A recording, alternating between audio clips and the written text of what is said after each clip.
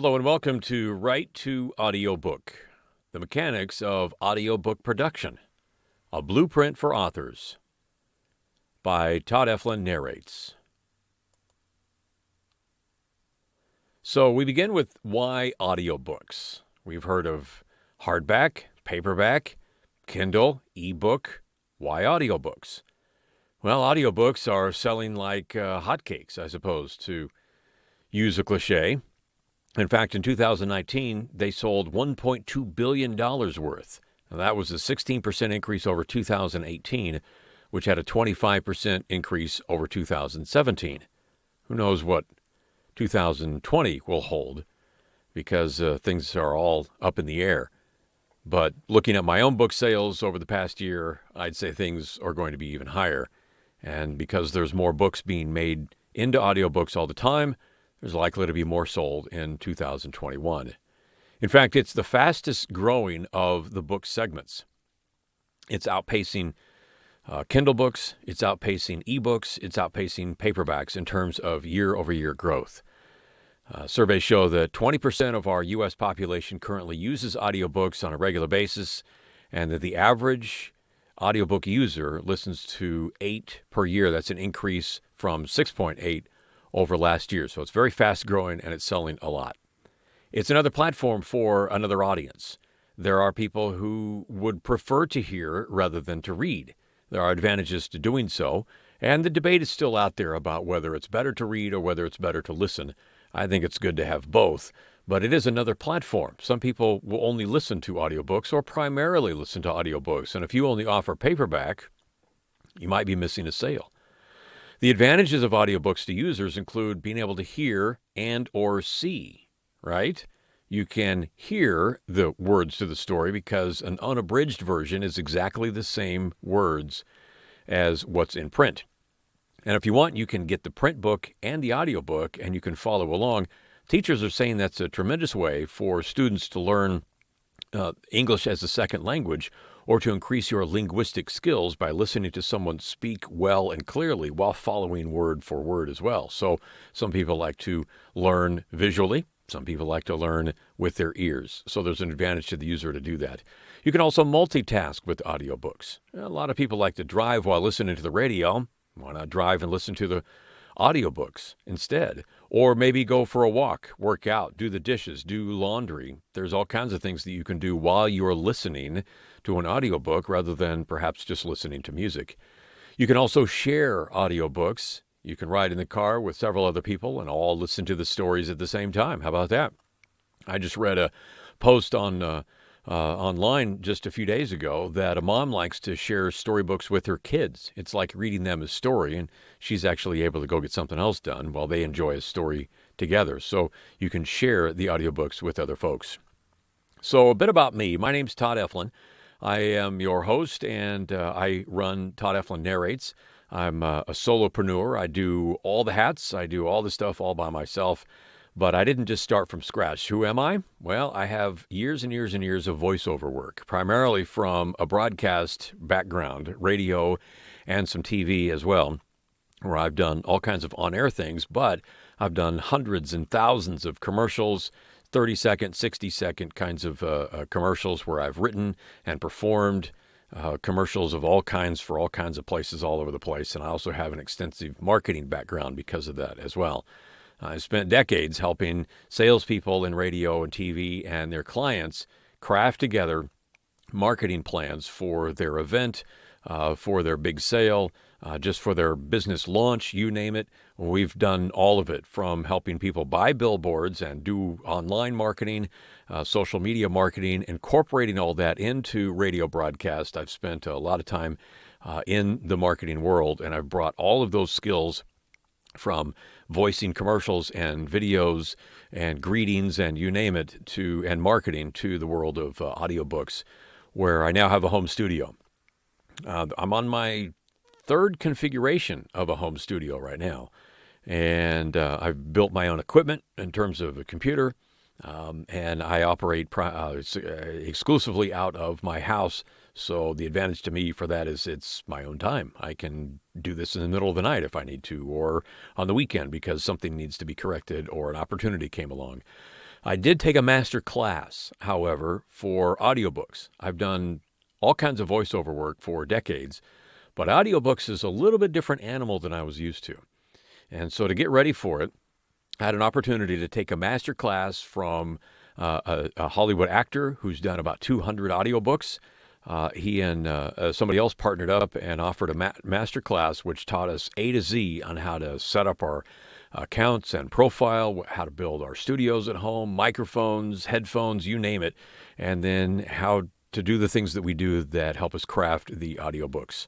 So since then, I've done a fair amount of work. In fact, this is my 4th year recording audiobooks. Actually, I'm into my 5th year. I'm just realizing that today, November 30th, while I record this, that my first audiobook went to retail on this day 4 years ago. Now, I started the process earlier than that, auditioning for the book, narrating the book, proofing and editing the book, and then it went to retail. So it actually started in September when I took the master class and then built the studio and then got the book and then did the book and then it went to retail. But today is my 4-year anniversary, having my first book at retail for audiobook. Since then, I've done 50 more projects. I have just over 50 projects currently for sale. I have more that are somewhere in the timeline of projects being worked on right now. I'm working on a sci-fi. I'm also working on a book of faith-based fiction book right now. So I expect that those will be out sometime in January. I have 22 books that are royalty share books only, and I'll share more a little bit about what that means a little bit later. The other half of the books that I've done are what's called per finished hour books. About half of my books are fiction, and the other half of my books are nonfiction books. I came from a world of broadcasting. I find nonfiction books a little bit easier, but fiction books a little more fun to be able to do. I didn't come from the world of acting, which a lot of narrators do, and they come with the ability to do the dialogue more easily than I am. But I have the advantage where I've already done dozens of character voices in all of my radio commercials over the years and dramas that I did as voiceover work for years. So I can do Santa and the elves. I can go from one to the other without having to take a breath in between. I do 3 different kinds of elves. I do a Santa. I've been in all kinds of cartoon characters. I've been cowboys and policemen. I've been 11-year-old girls. I've been moms and grandmoms and all kinds of the books that I've read. And it's great fun to be able to use the vocal versatility that I've generated over the years. So how do you, as an author, turn your print book or your Kindle book into an audiobook? Well, the audiobook creators that are available today are ACX, which stands for Audiobook Creation Exchange. They are the production arm of Audible for audiobooks that sell at retail, which is, of course, a division of Amazon. They are by and far the largest retailer of books and audiobooks across the land today. And that's primarily who most of the work is done for. So you set up an ACX account, you upload your manuscript from your Kindle book or your ebook to there, you find narrators, you produce the book, and then it's for sale then at Audible. Now, Audible works, they have particulars, and a lot of people like them, and some people don't. But they set the sales price of the book generally based on length. So a 5-hour book might be anywhere around $10 for sale if you were just to go and buy the book. I have an 8-hour book for sale right now that if you just buy the book without being a member, it's $19.95. If you're a member, it's $14.95 for your membership credit. Amazon can adjust those prices and put them on sale at different times too. But they have a whole system of being able to connect authors with narrator producers like me. So ACX, acx.com is the way you find them. Findaway Voices is another player that is big into audiobook creation. There you can go through the process a little bit differently than you do with ACX. They actually have people that will help you through the process find narrators through sampling, and then you send a direct invitation of somebody to audition to perhaps work on your project. You can set your own sales prices as well. They don't do it for you. You determine how much your book is going to sell for. And then there's all kinds of distributors. I've only listed a couple of them. Chirp, Audiobooks.com, and then Authors Direct is another way that you can use Findaway, where you can actually set up selling, say, your own web page. You can set up and sell it directly from your own web page rather than going through a catalog like Barnes & Noble or Nook or Audible and Amazon. You can set it up yourself and sell it directly to your audience. So if you're an author that already has thousands of people that follow you, you can sell it directly to them, charge whatever you want to, and Findaway even has an app that, rather than you have to set up your own app, or they download it as a zip file or as an MP3 with an MP3 player on their device, then Findaway Voices has an Authors Direct app. They can download the app to their device and get the book that way too. It's really slick. So there's different companies that do different things different ways. Authors Republic is another audiobook distributor, but they don't do production. They want you to bring the audiobook directly to them. And I think there's another setup or two that are similar to that as well. But the point is, ACX is the biggest. They also have the most control. Findaway Voices, Authors Republic, there are other organizations out there, and there'll be more, I would think, over the next year or two that will do something similar and that might offer advantages to that. When you go with ACX, you're going to be primarily on Audible, Apple iTunes as well, and on Amazon. They have partnerships where they will have your books available there. If you go with Findaway Voices, you can use all these other places and then go on ACX as well. It just depends how it's distributed through these different outlets will determine the royalty share that you get for each book sale. And I'll talk a little bit more about some of that just a little bit later. Also, you can DIY. Yeah, you can create your own audiobook. If you've worked with microphones, you like public speaking, you like reading stories out loud to other people anyway, and you just think it's a lot of fun, then you can do your own. You can buy the equipment, get some audio editing software for your computer. You can set up a room in your house if you want to. I would recommend a walk-in closet that already has clothes hanging all over the place and things tucked on shelves that'll help diminish the echo. And you can record your own book. How about that? So there are a lot of advantages to being able to do that as well. If you're comfortable with doing all of that and investing in the equipment and learning how to do the editing and learning the requirements, or just take a master class like I did, and then you'll learn a lot of that stuff, and then you'll do it yourself. People think they save money that way, but they also find out that it's a fair amount of work if it's not the kind of work that you're used to. I can talk for 5 or 6 hours a day narrating audio. And if your voice is not ready for that or used to that, plus the mistakes and the stumbling and the editing, it can be an arduous process. So somebody that does this full-time like I do, the whole process will go much faster. But if that's something you think you want to try and enjoy, that's worth exploring. There are any number of people who do that. Or you rent time in a studio where there are professionals that will engineer and that will edit and help you through that process.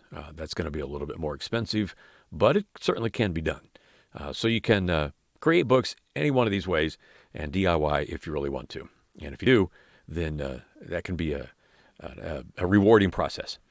As a rights holder, that's you, the author. The term in the audiobook creation exchange is rights holder, because very often if you're an independent author, independent publisher, then you have the rights to your own book. But sometimes I've done books that are with a publisher, and the publisher is the rights holder for that particular book. You know that if you've sent your book off to a publisher and been signed by a publisher, that a lot of times they have the rights to your manuscript and how it's going to be formatted, where it's going to be sold, what the cover looks like, and so on. So rights holders might have a small or even a large catalog that they're turning from print into audiobooks, and it may not be an author directly that's doing that. But in many cases it is. I've worked with a little bit of both, and both of them offer some pros and cons. If you just want to work on your own, there's a lot to learn, but you have all the control. So when you go to ACX or you go to Findaway, voices, you set up your account. You have to log in on ACX. You can use your Amazon username and password if you want to. You can set up a business name if you have that, a publisher name if you use that. You can set up your tax information and payment information so they can get royalty checks to you kind of way. It can all happen electronically that way as well. So then you're going to claim rights to your book, your ebook or your Kindle. You're going to confirm that you have the rights to that. You're going to want to decide whether you want an exclusive selling your book exclusively on ACX. You get a larger royalty if you do exclusive, or not. You can do a non-exclusive royalty. The difference is 40% royalty on exclusive versus 25% on non-exclusive. The advantage of non-exclusive is that you can distribute that at any other place that you want to distribute your audiobook as well, not just on ACX. But keep in mind that your percentage will be smaller. So there's pros and cons to both sides. You really have to look at those when you set it up and decide what's right for you. There's really no right or wrong. I know authors that are doing both. They're listing it on Findaway, Voices, or one of the other sites, and they're also listing it on ACX, but they get a 25% on there. And there's pros and cons to how that happens. So set up your listing for your book. You want a cover, you want the blurb, you want author notes in there as well, maybe beyond the blurb about characters that might be in there. The background or the foundation of the storyline that you're looking at. You're going to list whether it's a mystery or a thriller, or whether it's a Western or romance, or whether it's an instructional book. Any of the actual genres are going to be listed in there as well. Plus the author's notes might give the potential narrator like me a bit better idea of what you're looking for. Or you might also list in there if it has adult kind of material, if it's language or bedroom scenes or adult material. The narrators might find some hesitation or be uncomfortable narrating. There's one book I saw recently that was written by a former veteran of our armed forces, and he had been overseas, and he said that the book deals with some very rough language, very violent scenes, PTSD as well, and was rather crude, as sometimes maybe soldiers might be. And so he said, if you're not comfortable with that, then this book is not right for you. And so I appreciated that up front. Whether or not I'm comfortable with that, I appreciated the fact that he made sure that I knew about that, or other people would know about that, and they can decide, I think I'll just move on, or nope, I love that kind of stuff, that's for me. Because not everybody's comfortable with their brand having R-rated material. If it were a movie, they might be okay if it's PG or G, but not PG-13. It all just depends. They might have themes that you're not comfortable with, certain lifestyle things, or certain people groups, or whatever it is. And there's no right or wrong about that. If an author is writing about that, then I think that they're absolutely free to write about whatever they want to, and I wouldn't hold that against them. But I would just ask, as a rights holder, if there's somebody who you invite to audition and they look at your notes or your manuscript and say, no, that's not right for me, that you just respect them for it.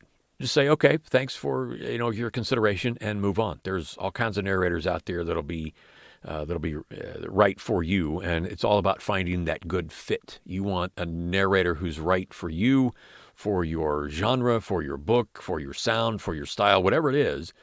Narrators also are looking for books that are a good fit for them. So author notes are a good way to convey some of those things, and maybe some of your marketing plans as well, how you're going to market it. And I'll talk more about that a little bit later.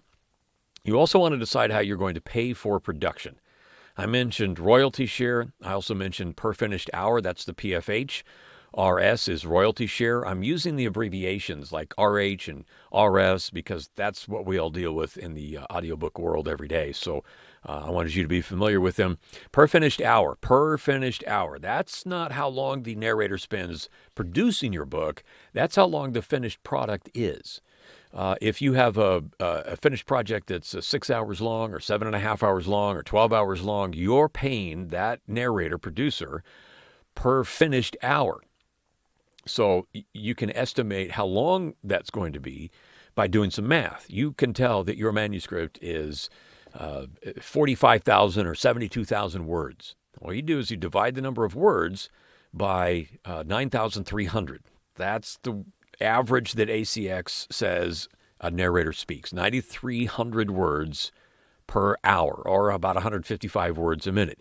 I tend to speak a little bit faster than that. I get closer to 98, even 10,000 words. So I'm learning to slow down just a little bit more because I think listeners appreciate that a little bit more as well. But you can do the estimate, a rough estimate, on how long your book is going to be. Now, don't include things like the acknowledgments or even the table of contents or footnotes.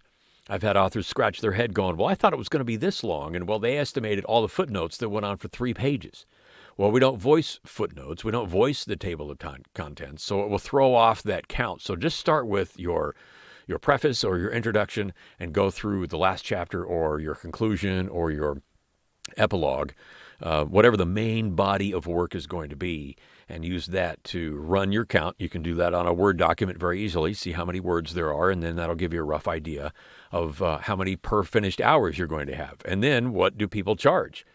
The union rate, I'm not a member of the union, but the SAG-AFTRA union rate sets the minimum rate for their members at $250 per finished hour. I come in at $200 per finished hour generally. A lot of people will charge a lot less. A number of people I know will charge a lot more. I know somebody who does over $1,000 per finished hour. And I know people that do $50 or less per finished hour. It's all variable, but you'll have to know that I will spend 4 to 6 hours in my studio to produce 1 finished hour of your manuscript. So you think about how many hours a day or a week on an 8-hour book. I'm probably going to spend 45 hours working on your book. So $50 per finished hour, I'm going to generate not just a whole lot of money that would pay for that. I'll do it over a couple of weeks, $450 for 2 weeks worth of work. It doesn't put food on the table, so you get what you pay for in a lot of cases, so we'll do it that way. Royalty share means you're not paying somebody up front. You're not paying me a fee. We're splitting the royalties when the book sells.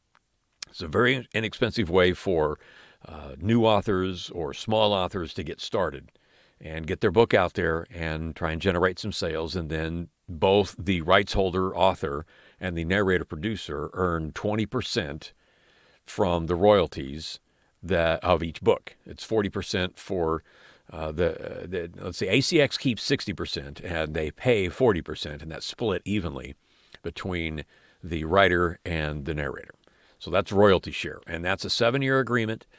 There are a lot of advantages to that, but as a narrator, I'm hesitant in a lot of cases to jump into those kinds of projects because I can spend 40, 45, 50 hours producing an 8-hour book, and it could be a year, 2 years before I see money back from that, if ever. I'll give you a little example. I did a little looking at the books that I have on royalty share. Of the 22, 6 of them have sold over 100 copies each.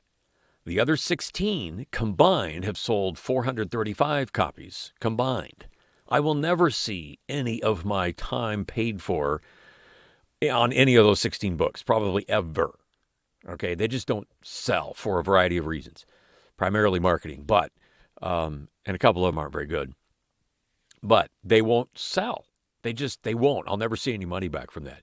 My biggest selling book right now has, I checked earlier today, 859 copies sold. That's been over 26 months. No, 20, 24, 25, 26, 27, 20, 28 months. It's been for sale just over 2 years. It sold 859 copies. And I would have to go back and do all the math and see how much money I've made from that, but a rough estimate is about $2,200 from that book, give or take. That also includes some bounties, and that's a whole other way that Audible will pay both writers and producers if somebody makes their first book that they buy on Audible your book, our book, then we get a bounty. And those are $50 each. And then if they maintain that membership for 3 months, you get the $50. So that's a neat way for them to build memberships, but they pay for that. And I've had 7 of those on that book alone. So I figured that all told, I've made about $2,200 on that. If I do the math, it's 8 hours long. So do the math. I would have had to charge that rights holder about $418 per finished hour in order for me to be able to make that same money. So that's great. I've more than had that paid for. I am in the profit for that particular book. But he promotes that book. He has regular promotion times. I think it was August this year. He did a promotion, and I think he sold about 140, 135 books that month for that book, because he did some promotion. So that's great. Most of my rights holders on royalty share don't do any promotion. I think that's a misnomer. You think you can get a book, you get it out there. If you have a Kindle book and you've had it out 2 years and you've sold 14 copies of it and it has 2 reviews from people that you already know, you know what I'm talking about. All right. The secret is promotion. We'll talk about that a little bit later. A third option for the paying for production is Royalty Share Plus. It's a hybrid of the two, per finished hour and royalty share, where I'm going to accept a lower rate for per finished hour and also generate royalty shares over the next 7 years. It's a really great way for me able to put a little bit of cash flow into my pocket without taking too much cash flow out of your pocket. I look at it as a win-win situation, and I would do all Royalty Share Plus projects all day long. Generally, I charge half of my regular per finished hour rate. I charge for Royalty Share Plus. All right, so that's an option that a lot of people are exploring and really like being able to do that. So then you've got your book set up. You have got the listing all available. You want to select your narrator. Now, the easiest way for you to do that is to go look up my ACX profile page and say send offer. Okay, and just ask me to be your narrator. That is the easiest way for you to select your narrator. Yes, I'm making a shameless plug for doing your book, but why shouldn't I, right? However, I may not be a good fit for your project, or your project may not be a good fit for me, in which case you need to do some searching. Then you need to do some selecting, and then you need to do the booking. The searching, most people, I think, just put their projects on ACX and then see what kind of narrators come along. Now, the more you pay, the better narrators you're going to get, and the more auditions you're going to get. The less you pay, the less of both and the less of the quality. So you got to find the sweet spot right there. I recommend that instead of just putting your listing up there and then seeing what kind of narrators audition for your project, you actually spend a little bit of time searching through profiles. You can put in different parameters of what you're looking for, and you can pull up hundreds of things to listen to. Now, I wouldn't go through hundreds of them. I imagine that if you went through a dozen of them, you're going to find 4, 5, 6 people that you're going to go, wow, I think that person would sound really great. And maybe then do some more research. Look specifically at their profile. Do they look professional? Do they have their own website? Do they list the books that they've done right there on their profile page? Do they have any awards on there? Do they have any comments from other rights holders that they put on there? Go to their website and or their Facebook page and just see, are these people professional? Do they come across as somebody that you think are competent, knowledgeable? In addition to how they sound, you don't want somebody who's going to disappear on you. I've had authors say, oh my gosh, I haven't heard from this person in a week or more. Well, they developed a post-nasal drip or a sore throat or something happened and they just stopped working and they didn't bother to communicate with anybody.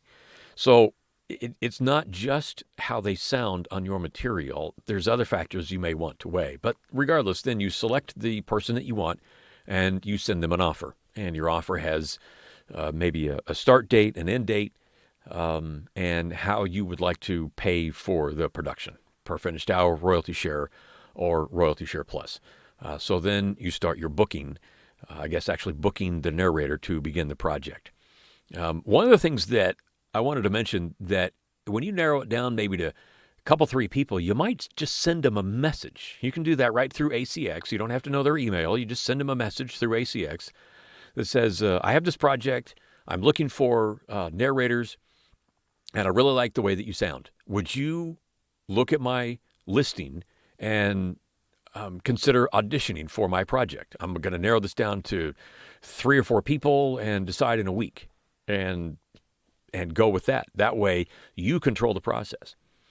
Establish a dialogue, a communication with them right away. See how they respond. Do they respond positively right away? Do they not respond for 3, 4, 5 days? Can you exchange an actual email in addition to the messages? Do you feel comfortable then in that get to know you kind of stage with working long term with this particular person, because you may have other books you want to do down the road. So some things you should expect from your producer, things that I think you're looking for. You want to feel comfortable with somebody and have a no-brainer relationship with this kind of person. The producer wants to be able to provide you, I want to provide you with a no-brainer relationship. You don't have to think about a lot of stuff and figure it out on your own. Okay, you want to be able to have somebody that's going to have communication back and forth. They respond to your messages, you respond to their messages. You're not getting their message and going, I don't understand what you're talking about, kind of thing. You want to be able to communicate effectively, be on the same page. You want to know that they have narrating skill. Do they have experience with this? Do they have industry knowledge? Do they understand the terminology? Do they understand how Findaway is different than ACX? Do they just have a knowledge of the industry? And do they do this part-time or full-time? I think, for me, I do this full-time now. I started doing this part-time 4 years ago and transitioned to working full-time in this. A lot of voiceover people look at audiobooks as something to do on the side as a project when it comes along.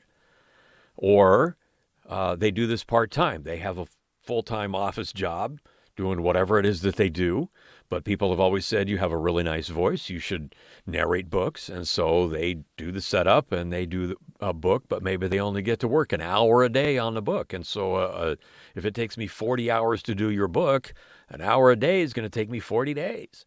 So looking for somebody who's a full-time pro, you're going to pay for that, but it gets done better and faster, and you should be able to have confidence in that person being a professional. Okay, I think a lot of the pro narrators that I know and have interacted with over the last few years, we pride ourselves in being professional in what we do. So a little bit about the setup. Then when you've made the offer and the offer then gets accepted by your selected narrator, then you go to audiobook production. I'm going to ask that you send me a manuscript. That's part of the next process. I've accepted the offer. Now the next thing is to request the manuscript, the full manuscript. It's not always a bad idea even to offer to send the manuscript in full to the person that you're even asking to audition. If you're working on Findaway Voices, when I get an email from Findaway Voices, hey, you've been selected to audition for this project, I will get the manuscript, the full thing, right there in the email. So I'm able to look through the entire project and decide, yeah, this is something I really want to be involved in. I'm going to audition. Or, no, this isn't right for me. I don't think that I like this, or I'm comfortable with that, or I just don't have the time right now because I'm booked up. Whatever it is. I did turn down a book here a while back through Findaway Voices. But it's nice for the narrator to see the full manuscript because of what I mentioned earlier. Sometimes there's content that they might not be comfortable with. And what I don't like, and it's happened several times, is I get 2/3 of the way through the book or halfway through the book, and all of a sudden here's a scene in a chapter that has a language or activity that I'm just not comfortable doing in my brand name. A lot of us will use pseudonyms or ghost names for that, and I have done that because I'm already involved and committed to the project. The actors who come from the acting world at voiceover books will just say, do it. Just do it. Get through it. You're an actor performing a role. It's not really you. I was auditioning for a book the other day, nonfiction book about selling stock trades. And in the audition was language that I didn't care to I didn't think was appropriate in a business professional book, and I didn't want to do it. So I just stopped the narration and said, no, thank you. And this is why, your language in here is that I don't But other people would just go on and be fine with that. But I think as a courtesy to your narrator, you be upfront with them. If your material might be offensive to some narrator, for example, then then that's fine. Just appreciate their interest and move on. There's plenty of narrators out there that won't have the same problem. But offer the manuscript to them. Put the manuscript up. But I'm talking about after the offer has been accepted. Then you send the manuscript. Then the narrator gets in the studio. Typically, I will read through the entire manuscript quickly and go through it, make notes, ask questions, check on pronunciations, and get some clarifications on anything. And then I will do, that's pre-production. I'll ask about characters. I'll ask about character backgrounds, maybe tone of voice for the narrator, pronunciations of people's names or places and that kind of thing, and just to get ready so that when I go in the studio, I'm going to produce the first 15 minutes. Now, that's standard with ACX, and Findaway, they call it the extended sample. It's 15 minutes long. So you go from maybe the introduction, prologue, chapter 1, chapter 2, depending on how much is in there. But that's supposed to give you, the rights holder, author, a really good sense of just how this is going to sound, okay? And then once you say approve, then the narrator is going to be off and running and work to make it sound like the first 15 minutes did. Don't get 3 hours into a 9-hour book and say, you know what, I think I'd really like to have somebody do a little bit deeper voice, or I want you to read faster, I want you to read slower, or I want this, or I want that. You approve the first 15 minutes, and that's the way the rest of the book is going to come out. Now, if the narrator changes something, then you need to bring that to their attention as well. There's sometimes where I've been a week between working on a particular book, and I'll come back in and because I was in a hurry, I didn't listen to what I had done before. I started voicing the next chapter, and I made it sound different. And I uploaded the chapter, and the rights holder author said, how come this one sounds different than the last one? And I was like, what? And I went back and listened to it, and I listened to the work I'd done before and went, yeah, that's my bad. That was a lesson learned for me and a time wasted for the narrator. So just know that the first 15 minutes is primarily what the rest of the book is going to sound like. So once you approve that, then they're going to do the rest of the book. And then what you want to do is listen to the audio as it's uploaded so that you can make a list of what are called pickups or corrections. Errors that you find in listening and looking at the manuscript, you find this was an error. Oh, he said Tuesday, it really should be Thursday. Oh, they said Gloria said, it really should be Catherine said. Wasn't an error in the manuscript, or maybe it was. I've seen plenty with typos, and I've made the mistake because it was a typo, or I've had to stop and figure out, when they say, we went to the store, do they mean we went to the store or to a store? Best guess, I'm going to go with this. And the rights holder may find that as a pickup and say, oh, no, that was a typo. I meant a store. Anyway, pickups, or then we're going to go back and make corrections. Now, what I do is I provide an online spreadsheet through Google Docs and I share it with you, and that you're able to type that in to the spreadsheet as you go. You can look at the time. Okay, 12 minutes, 15 seconds in. He said Tuesday, really should be Thursday. Next one. The only thing I want messages on, primarily, when you find a mistake, is mispronunciations. I don't want to mispronounce the name of the store or the name of the character or the name of the town in chapter 3, and it's in the next 9 chapters wrong every single time. That's a lot of extra pickups. So I want to know about mispronunciations right away.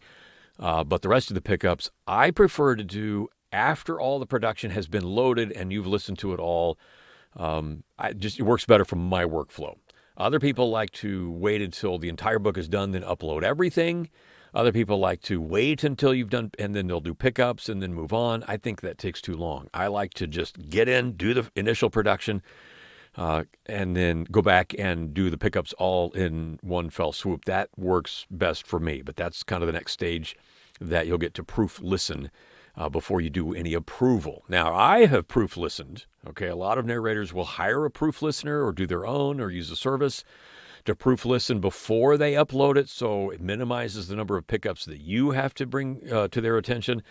But you, as a narrator, really ought to be a part of that. I have made the mistake in the past of trusting rights holders doing the pickups as I've sent them to them, and they never actually send anything back. They just approve the work and we move on. And I've listened to some of those books now and I go, oh my goodness, there were mistakes in here.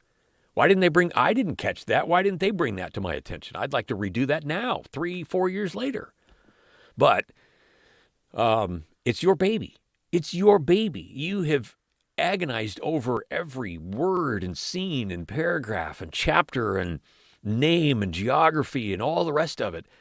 You should be also a little involved in making sure that it sounds like the manuscript and sounds like you want it to. The most difficult book I did was for a publisher. Turns out that I never interacted with the author. The publisher did. Turns out that the woman that was my contact at the publisher was also the proofreader for all of their manual manuscripts. So she was very, very meticulous. And she found things that I never would have found, and most people probably never would have found. But it's exactly accurate. And was very well done because of that. Then once you approve it, it goes to quality assurance, and that can take up to 30 days. ACX, Findaway also, they have their own quality assurance process to go through and make sure that that it has the sound file lengths that they need. There's a little bit of gap at the beginning and a little bit at the end to separate chapters from one another. They want to make sure those are right. Whatever their QA is, it's this mysterious kind of out in the nebula. Most of us don't really know and understand behind the curtain what goes on and why it takes so long. But once they go through their process, then they will send it then on to retail for distribution. You'll get a message from ACX or from Findaway that says, hey, congratulations.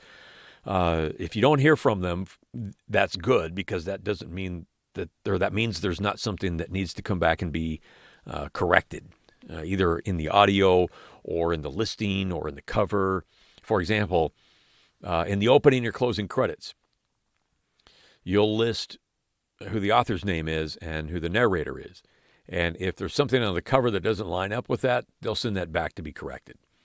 Or there's something wrong in the audio. I think one time I uploaded a chapter that the last 6 or 7 minutes was left off of the end. The original file I had back in my computer was fine, but for some reason when it got mastered for uploading and then uploaded, it was ending the last, and I didn't catch it, and neither did the rights holder, I guess, but QA did. So we were just able to quickly upload a full file, double check it, and then we were off and running, so there wasn't any problem there.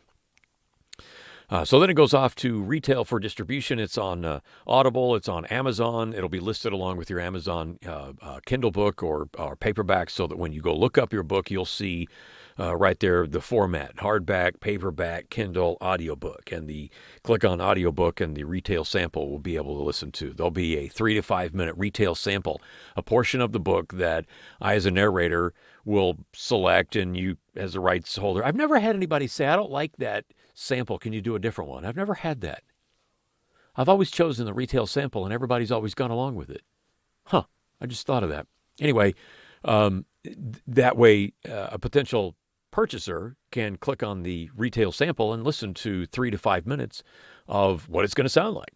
All right, just like you would go to a bookstore and thumb through a book, or that see inside sample you get on the paperback. You can open up and you can see the first dozen pages or so and kind of read through it and say, yeah, is this a book I want to go ahead and get? Is this the right one for me?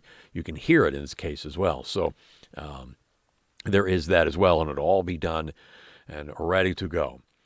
So then comes marketing your audiobook.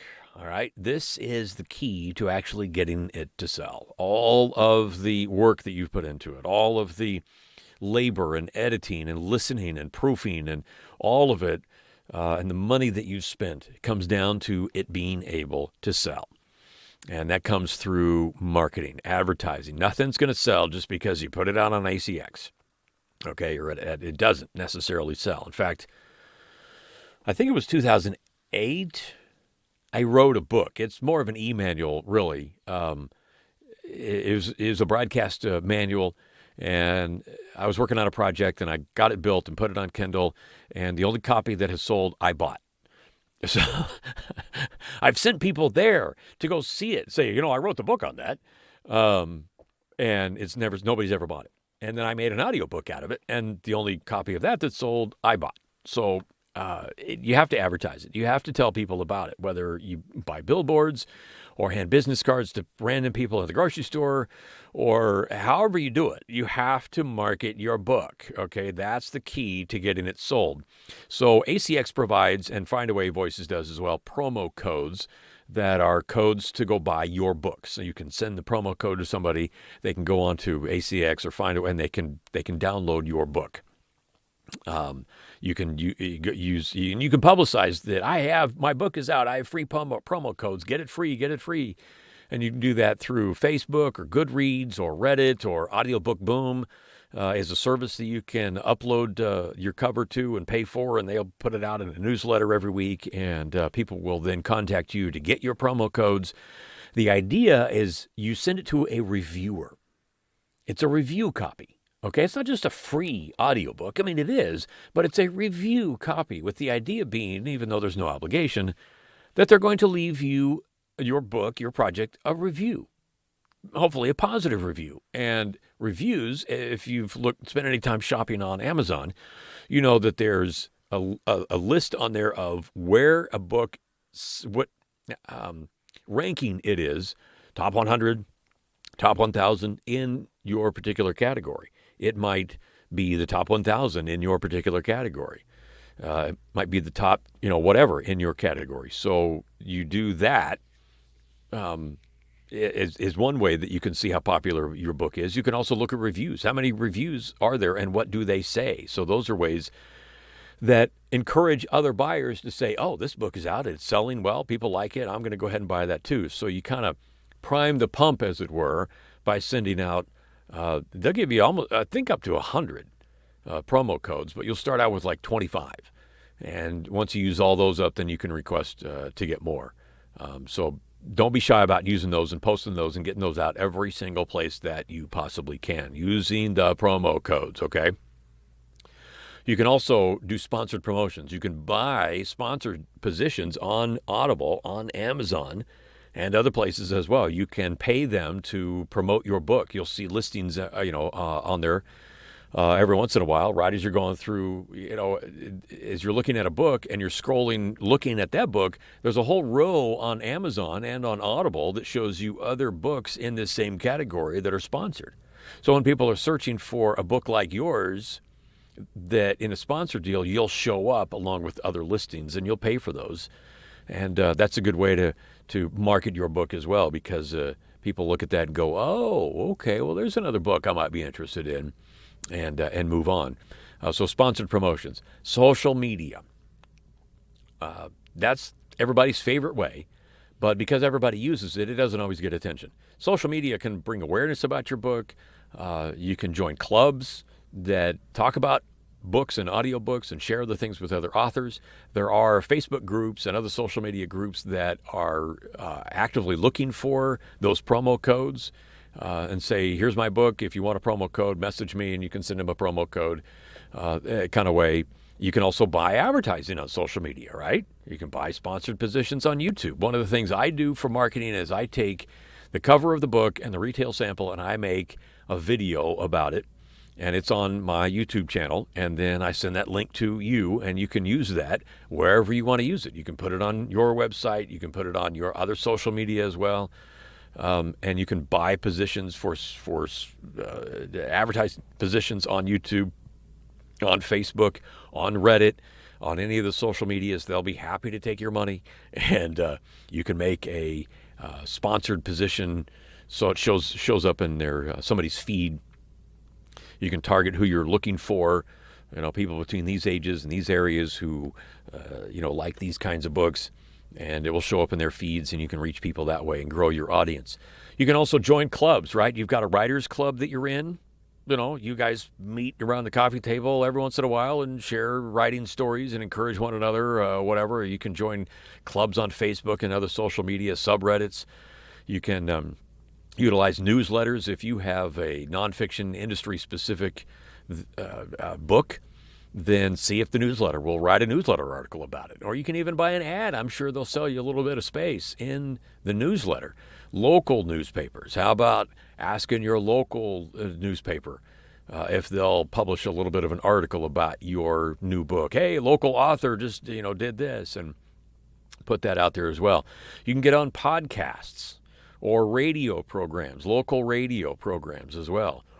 Go for the small stations that actually have staff, but get on podcasts.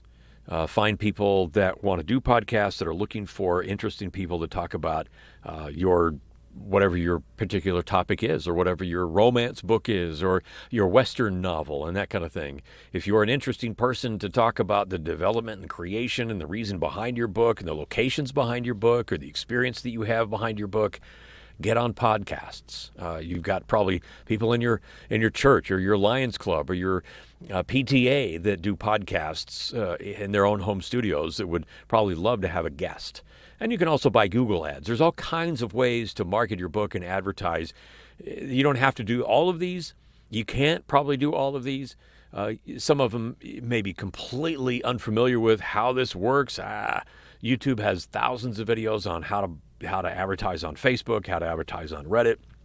You can learn how to do these, but find things that you're comfortable with. If you like doing bus billboards, or you like doing promotional calendars, you like doing whatever it is, the merchandise that you can sell, your book cover on a coffee mug kind of thing. Go to the home show. Set up your booth at the lawn and garden show and market your book, or go ask to speak to the Lions Club. If you know somebody that's in the Lions Club or organizations that are like that, and they're looking for guest speakers to talk about X, Y, Z, ask them if you can have 5-10 minutes to stand up and talk about whatever it is that's in your book, and then offer them the promo codes to get a hold of your book. So there's all kinds of things that you can do, but the secret to all this, and I've learned this after years and years and years of radio advertising and helping hundreds of clients market their products and services and businesses and so on and so forth, that almost any advertising that you do will work if you work your advertising.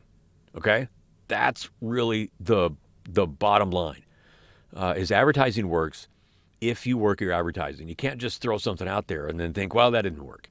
Work it. Okay, whatever it is. Whatever you're comfortable with, whatever you want to try, whatever you think is going to give the biggest bang for the buck, then work it. Okay? Go print a bunch of business cards and hand them out to everybody that you see as you're out and about. Just whatever. You go to a party, you're at a get-together, and it says, so what are you doing? I haven't seen you for a while. What are you doing? Well, I wrote a book. Oh, you did? Really? What is it? Well, it's this, that, and the other thing. And, oh, wow, that sounds interesting. Well, here, check it out. And your card might have the cover of the book and the title of the book and where it's for sale and if they want a promo code to contact you or whatever. All those kinds of things. Have your elevator speech handy. Advertising works if you do the advertising. But if you're trying to produce your book on royalty share, you need to have a marketing plan that you can share with somebody like me. Because if your book, if this is your first book or your second book and it has no track record for sales, or it's brand new, or it's been out a year and a half and has sold 2 copies, or has 2 reviews, that doesn't have a track record of selling, no matter how much I believe in your product, no matter how much I want to be a part of your product, I'm never going to see my money back unless you have a marketing plan. So know going into it, hey, Mr. Narrator, I don't have, this is my second book or first book, and I don't have a track record for it selling yet, but I have a marketing plan in place, or I'm developing a marketing plan, or I'm working with a PR agency or an advertising agency developing a marketing plan. I have this many followers on this social media. I do I do public speaking across the nation every year in front of 1,000 people all the time, and so it's about this book. I'm an industry expert in XYZ. I did a book here earlier this year for a university professor who is a management consultant. He speaks all over the place to all kinds of groups and businesses all the time. And his book is primarily what then he sells. And he wanted the audiobook because he knows busy business professionals will listen to it on the way to and from work. And so I think it's doing well for that because that was his marketing plan. was he goes to places and talks about his book. So marketing your audiobook, have a plan, and then share. You don't have to share all the details and have all the pieces in place, but your producer ought to know that you have a following or a marketing plan. Now, if you've got a dozen, 20 books out, you have a history, a track record of selling, you have your own Facebook or web page where all these books are there, you do blogs, you post regularly, you've got an email database that you send stuff out to. I mean, somebody big. Your books are in the top 1,000 in their particular categories, and they have dozens and dozens or hundreds of reviews on there, then offer me one of those. I'll do royalty share on that all day long, okay? Because I know that even though there's nothing right now, 2, 3, 4, or 5 years from now, we're going to have sold $5,000-$6,000 worth of your book because you've laid the groundwork going into it. So if it's already in place, fantastic. If it's not in place and you're building it, then fantastic. Let's see if we can't get together. Again, I'd love to see about doing your audiobook and taking your fiction story or nonfiction technical book, whatever it is. I've done books about fly fishing. In fact, that was the first book that I did.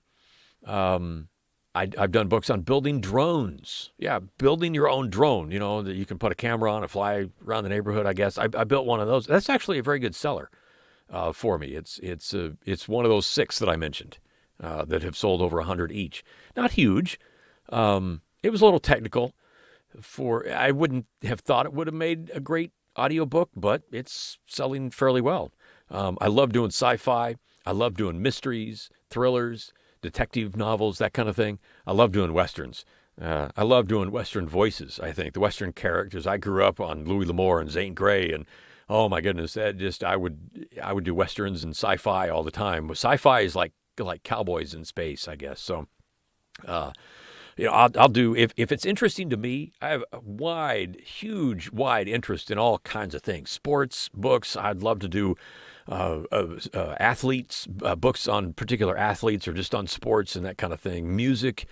I have a radio background. I've met artists from all over the place in all kinds of music industries. So I would do all those. Industry books on management, on making industry better, small business, marketing, you name it. I'm probably have a shorter list of things I would turn down than things that I would love to do. I really don't want to do cookbooks and travel books, but biographies on folks, fantastic. Memoirs, if you have a memoir. I auditioned for a memoir book a few months ago. A couple of them, actually. One from New England, another one from Chicago. I didn't wind up winning the audition, but I probably get about 1 out of 5, 1 out of 4 things I'll audition for. About 50% on Find a Way. I think I've auditioned for, I think I've auditioned for 9 books, but I've done 6, and some of those are for the same author. We had a series of 6, and so I've been working through those. So anyway, I don't win them all.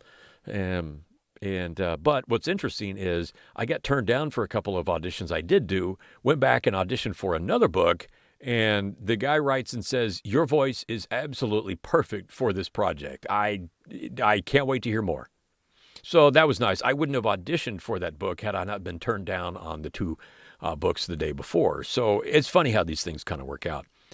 But if you want to approach me directly, that's really the best way.